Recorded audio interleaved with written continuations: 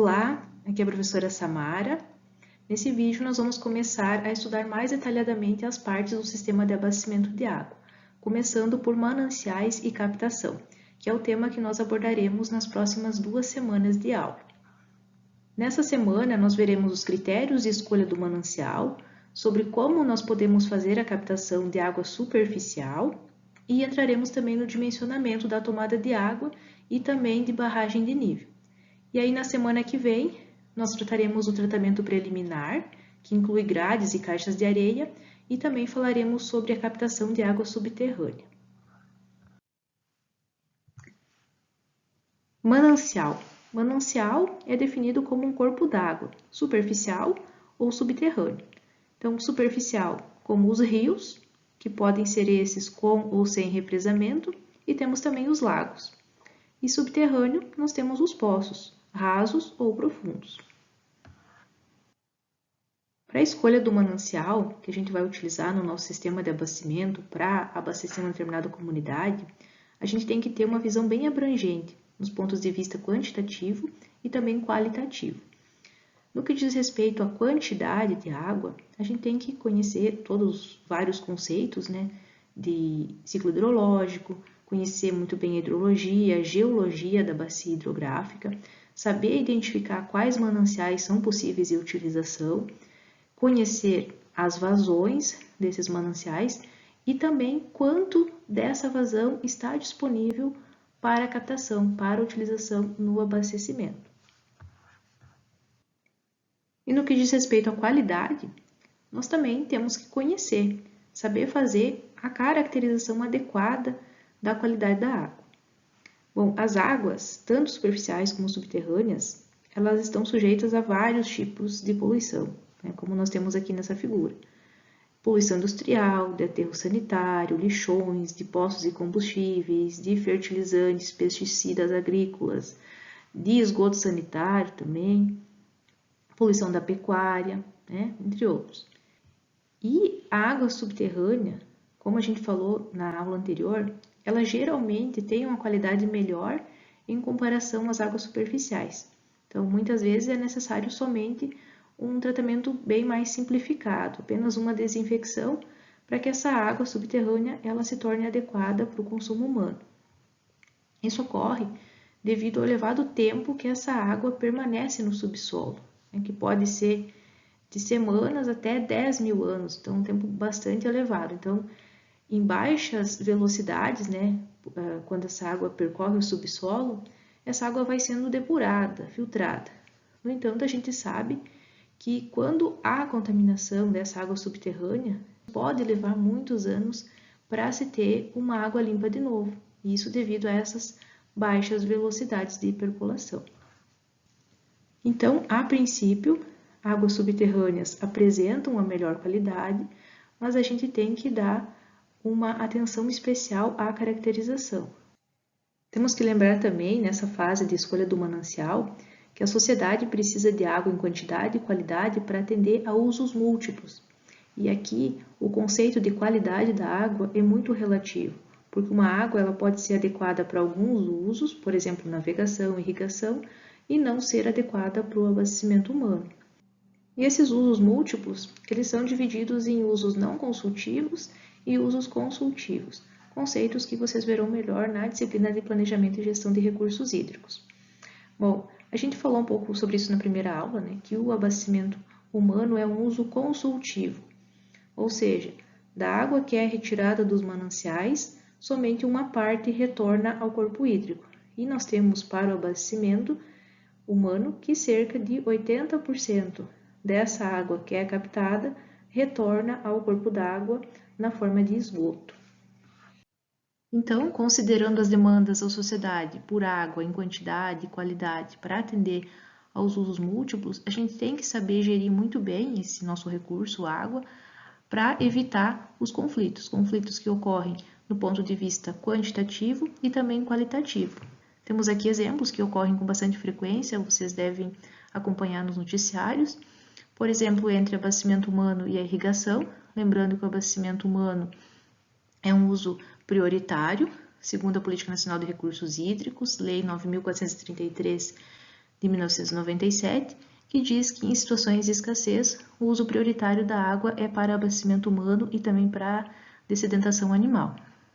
E também temos vários conflitos que ocorrem relacionados à qualidade da água, entre abastecimento humano e indústria, devido à poluição, agricultura também, pecuária e a utilização da água para a diluição de efluentes. E é claro que nós não podemos querer que qualquer água de qualquer rio seja totalmente limpa, perfeita, que não tenha lançamento de esgoto, que não tenha poluição. Essa é uma condição, assim, digamos, impossível de alcançar. Então, o que nós podemos querer? Podemos querer que um determinado trecho de um curso d'água tenha uma qualidade adequada para a captação que vai servir para o abastecimento humano.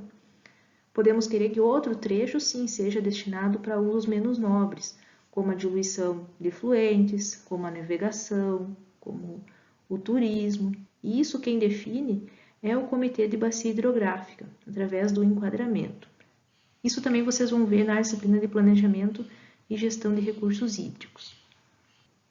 E aí nós temos a CONAMA 357, de 2005, que estabelece classes de qualidade para águas superficiais. Ela estabelece, então, que para abastecimento humano nós podemos utilizar a água de rios enquadrados como classe especial, classe 1, classe 2 e também classe 3, ou seja, que tenham qualidade de água compatível com essas classes. E aqui nessa tabela nós temos a qualidade requerida para cada classe. Então, por exemplo, para um trecho de rio classificado como classe 2, então esse trecho deve ter uma concentração de oxigênio dissolvido superior a 5 mg por litro, a DBO não pode ultrapassar 5 mg por litro, turbidez tem que ser menor ou igual a 100 unidades de turbidez e o pH deve estar entre 6 e 9. Aqui nós temos uma lista dos usos possíveis para cada classe de qualidade.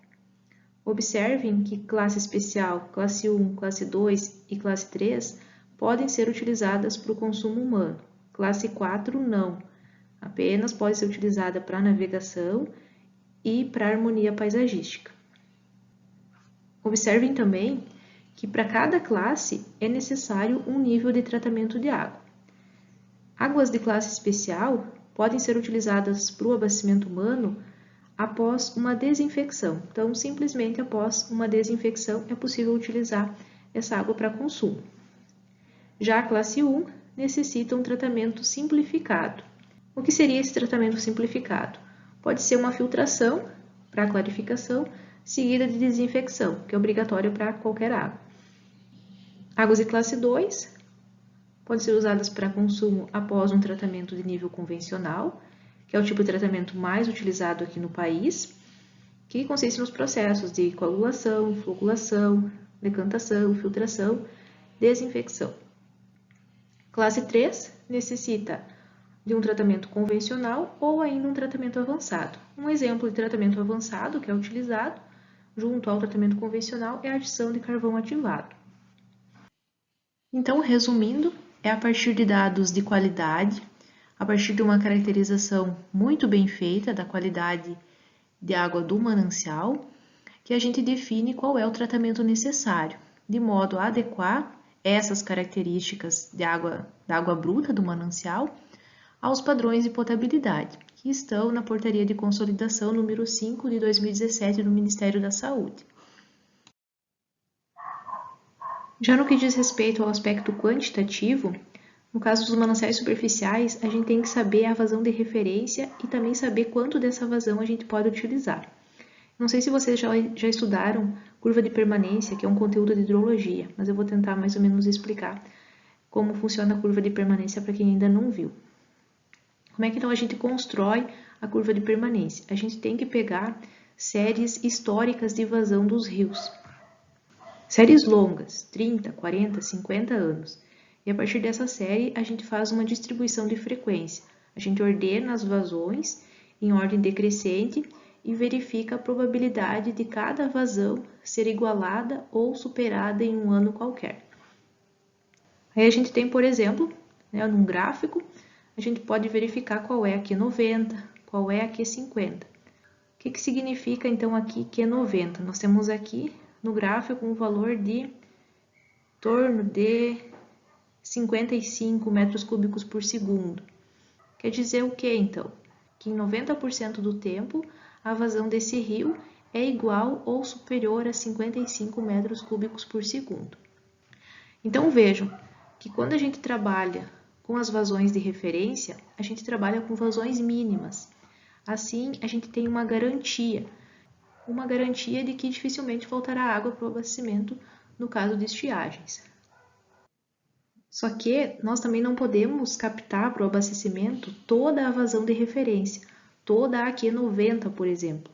Por quê? Porque essa vazão de referência ela deve servir para todos os usos da bacia hidrográfica e o rio tem que continuar seu fluxo. Tem a vazão ecológica também.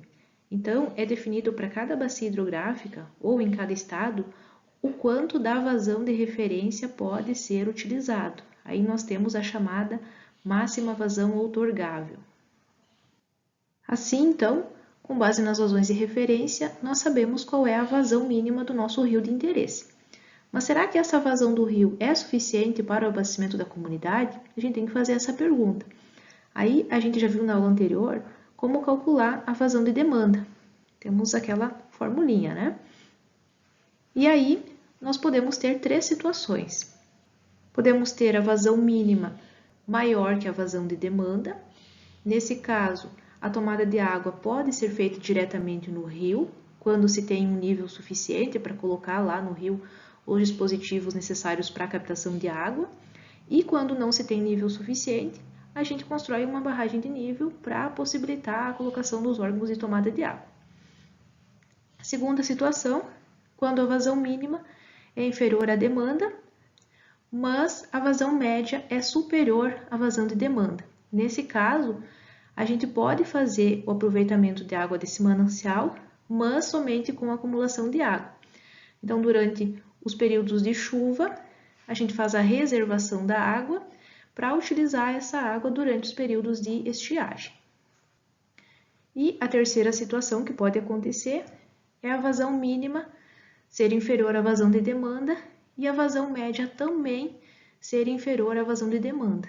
Nesse caso, o manancial não consegue atender sozinho a cidade. Não quer dizer que a gente não pode utilizar esse manancial. A gente pode, mas além desse, a gente vai ter que utilizar outro ou outros mananciais. Isso também acontece com os poços. Geralmente a gente tem cidades, até cidades pequenas, 5, 7, 10 mil habitantes, em que é utilizada a captação de vários poços. Então, um único poço ele não consegue atender a comunidade. Mas daí, o que você faz? Capta água de vários poços e aí sim você consegue satisfazer a demanda da população. Bom, até aqui nós falamos que na escolha do manancial nós devemos observar se teremos garantia de fornecimento de água, isso em quantidade e também em qualidade. Mas a seleção do manancial não depende só disso, depende de vários outros fatores, como a proximidade do consumo. Então, muitas vezes a gente tem um manancial que tem disponibilidade de água em quantidade, qualidade, classe 1, por exemplo, só que se esse manancial ele fica muito distante dos locais de consumo, pode ser que a captação nesse manancial se torne inviável. Isso lá a gente vai verificar nos estudos de concepção. Também precisamos de locais favoráveis à construção da captação. Então, precisamos de locais de fácil acesso, locais sanitariamente protegidos, distantes de pontos de lançamento de efluentes também. Também precisamos avaliar o transporte de sedimentos pelo curso d'água. Isso aqui determina a necessidade ou não de uma unidade de desarenação, uma caixa de areia. E, portanto, então, a seleção do manancial depende de estudos de concepção muito bem feitos, em que se analisa, sob os pontos de vista técnico, econômico e ambiental, qual é a alternativa mais viável.